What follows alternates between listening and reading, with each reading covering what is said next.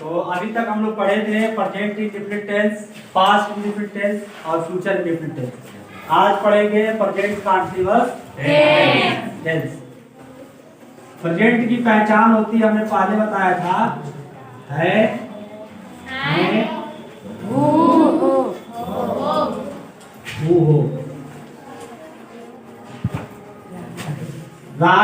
Sorry, continuous की पहचान हमने बताया था, रहा, रही, रहे।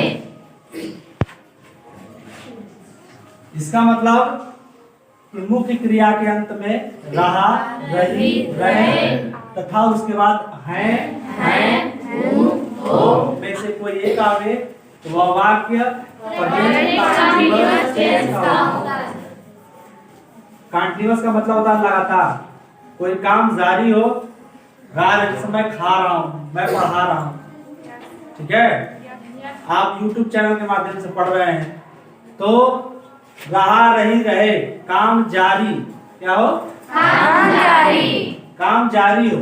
इसका मतलब यदि हम इसका पहचान लिखा जाए तो मुख्य क्रिया के अंत, बहुत आसान है इसके बारे में जानना, मुख्य क्रिया के अंत में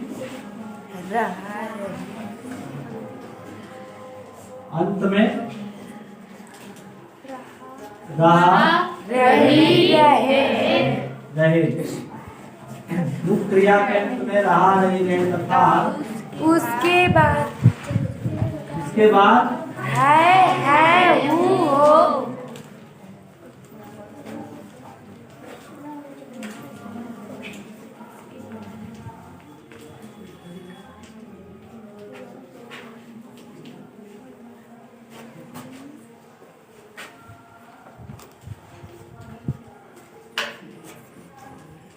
में से कोई एक आवे तो वह वाक्य प्रेजेंट कंटीन्यूअस टेंस का होता है। प्रेजेंट कंटीन्यूअस टेंस का होता है। टेंस का होता है।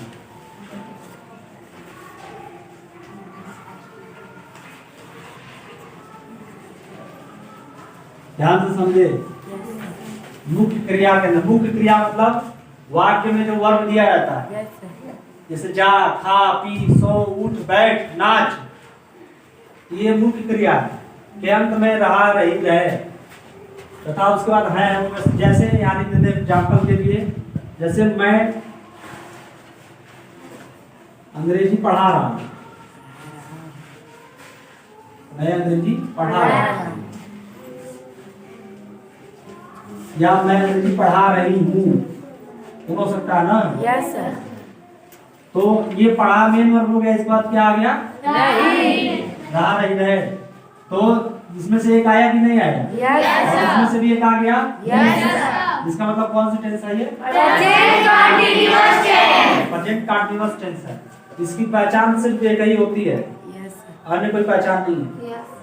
कि काम जो वर्क, इसमें वर्क जो है ऐसा लगता है कि वर्तमान समय में जारी है, ठीक है, मतलब ये काम अभी फिलहाल में जारी चल रहा है। मैं पढ़ा रहा हूँ, तुम पढ़ रहे हो, बच्चे शोर मचा रहे हैं, ठीक है, साउंड बज रहा है, डीजे बज रहा है, ये सब जो है कौन सा टेंस है ये, ऐसे वाक्यों का ट्रांसलेशन बनाने के लिए सबसे पहले लिखते हैं सब्जेक्ट। क्या लिखते हैं, सब्जेक्ट। और ये आप सबको पता है कि हमेशा वाक्य की शुरुआत सब्जेक्ट से होती है। सब्जेक्ट, इसके बाद लगता है इज, एम, आर, इन तीनों में से कोई एक लगेगा। उसके बाद से मेन वर्ब के फर्स्ट फॉर्म में आईएनजी,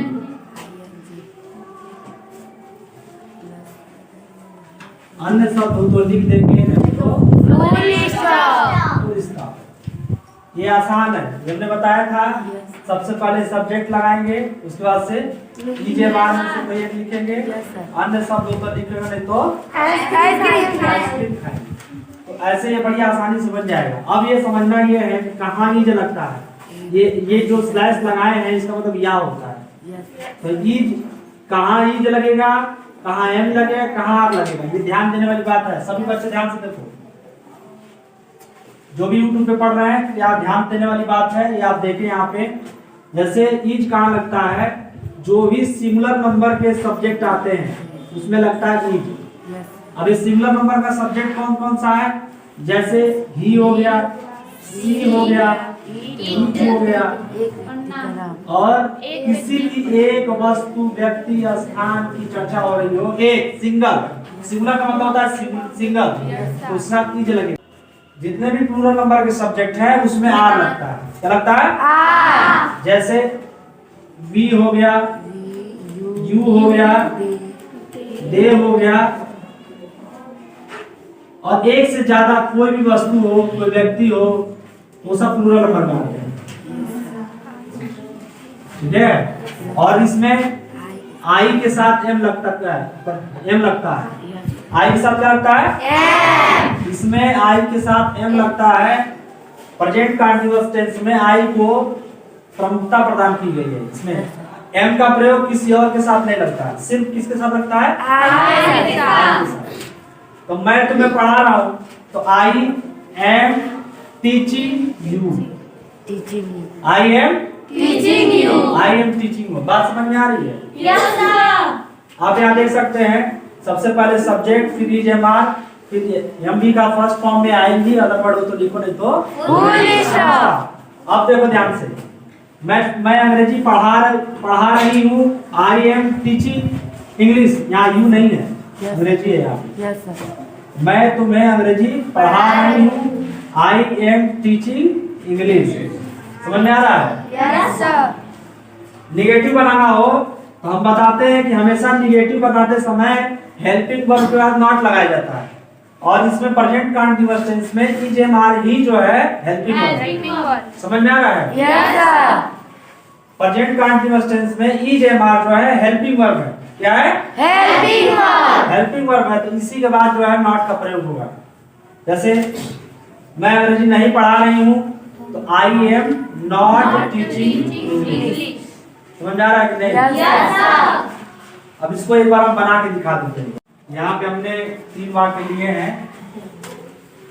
मैं तुम्हें पढ़ा रहा हूँ, हम फुटबॉल खेल रहे हैं, वह शराब पी रहा है। इसका हमने 4 सेंटेंस लिखा है, एक एक का, जैसे ये अफर्मेटिव है, निगेटिव है, इंटरोगेटिव, ये पार्ट भी है। इसी तरह इसमें भी है, इसी तरह इसमें भी। यहाँ आप देखोगे रहा रहा आया, हुआ है, ठीक है, रहे आया, हाय आया, रहा है और है। ठीक है, तो हमने 4 मतलब एक वाक्य के 4 प्रकार बनाया है। इसी तरह तुम भी बना सकते हो। और यहाँ तीनों हम अलग अलग सब्जेक्ट लिए, प्लूरल में लिए हैं, सिंगुलर में लिए हैं, और एक स्पेशलिटी वाला आई का लिए। ठीक है, बना के दिखा रहे हैं। सबसे पहले सब्जेक्ट लगता है आई, इज एम आर में से क्या लगेगा? एम। I am. पढ़ा का क्या होगा? टीचिंग। मेन वर्ब के फर्स्ट फॉर्म में आई जुड़ेगा ना? आई एम टीचिंग यू, मैं तुम्हें पढ़ा रहा हूं। एम क्या है? Helping verb. निगेटिव बनाते समय एम के बाद नॉट लगाएंगे। आई एम नॉट टीचिंग, मैं तुम्हें नहीं पढ़ा रहा।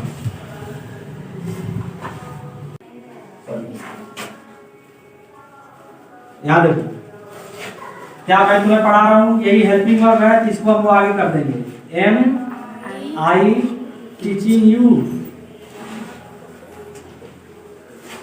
क्या मैं तुम्हें पढ़ा रहा हूँ?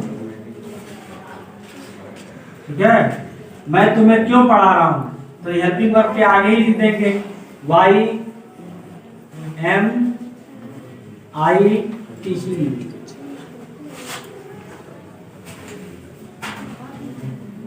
आपको समझ रहा है? ठीक है, उसी तरह से ये प्लूरल नंबर का होगा, तो प्लूरल नंबर के साथ बताएं, आर लगेगा। वी आर प्लेइंग फुटबॉल,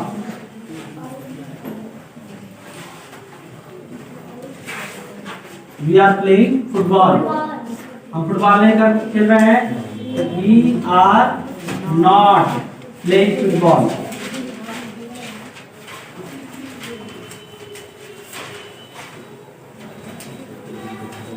समझ आ रहा है? Yes, sir. Are we playing football?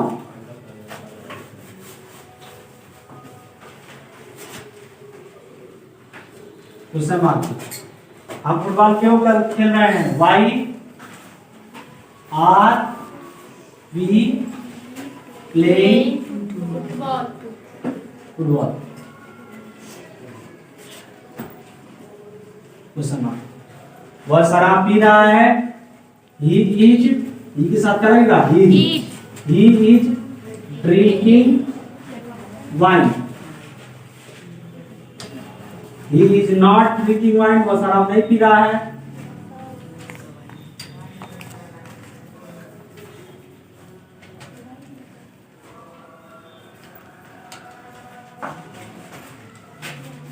क्या वह शराब पी रहा है? Is he drinking wine? Question mark. कब पी रहा है? When is he drinking wine wine? तो आपने देखा कि बड़ी आसानी से यहाँ पे केवल एक दो चार चीजें हैं जिसको ध्यान से देना है, बस सब इसका क्रम देखना है और ये हेल्पिंग वर्ब देखना है। हेल्पिंग वर्ब ध्यान रखिए, ये हेल्पिंग वर्ब है, इसमें एम है, इसमें आन है और इसमें देखना पड़ेगा कि हाँ कहाँ इज लगता है, कहाँ एम लगता है, यहाँ लगता है। इसको आप आसानी से समझ लेंगे तो पूरा प्रेजेंट कंटीन्यूअस टेंस का बात बना लेंगे। एक चीज और ध्यान देना है, इसमें समय भी नहीं देना चाहिए। समय दोगे तो दूसरा टेंस हो जाएगा, ठीक है? वो हो जाएगा प्रेजेंट परफेक्ट कंटीन्यूअस टेंस। आप समय नहीं लिखेंगे, ठीक है? जैसे मैं तुम्हें सुबह से पढ़ा रहा हूँ, ये सब समय नहीं देना। बात समझ में आ रही कि नहीं? Yes sir. विदाउट समय का इसको बनाना है, ठीक है? आसान है कि नहीं है? Yes sir. बना लोगे? Yes sir. चलो इसको बना लेना। बहुत बहुत धन्यवाद। Thank you.